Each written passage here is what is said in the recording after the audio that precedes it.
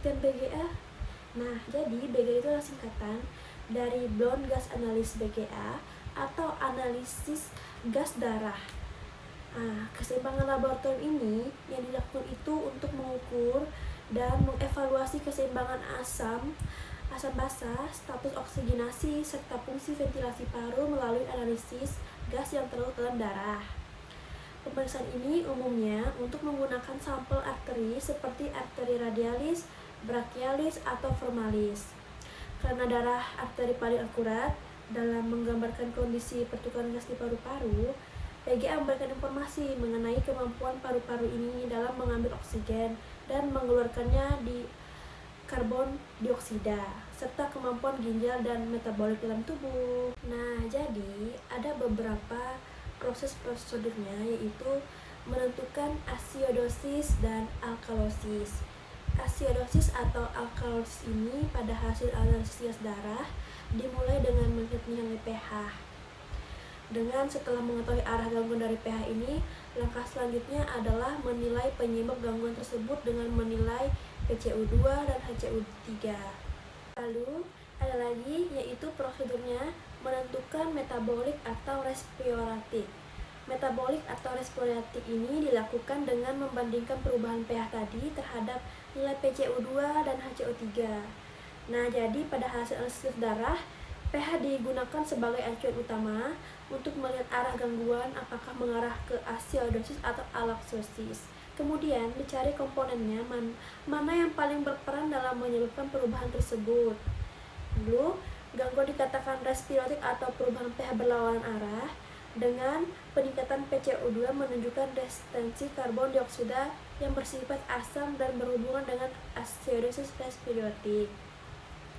Sedangkan penurunan PCO2 menunjukkan pengeluaran karbon dioksida berlebihan mengarah pada acidosis respiratif. Lanjut, jadi menentukan murni atau terkompensasinya, yaitu murni atau tidak terkompensasi atau terkompensasi dilakukan dengan menilai keterlibatan sistem kompensasi tubuh, yaitu paru-paru dan ginjal.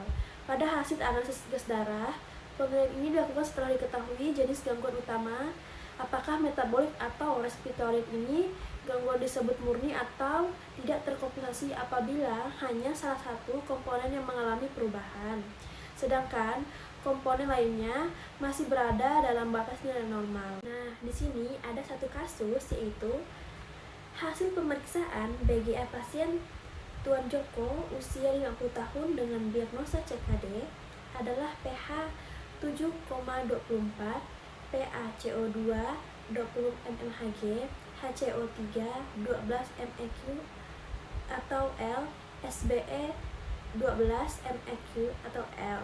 Nah, kita bahas ya kasus tadi. Jadi, berdasarkan hasil pemeriksaan BGA pada Tuan Joko usia 50 tahun dengan diagnosa CKD, didapatkan nilai pH 7,24 yang menunjukkan kondisi acidosis karena berada di bawah batas normal. Penurunan pH ini menjadi dasar awal dalam menentukan adanya gangguan keseimbangan asam lasa.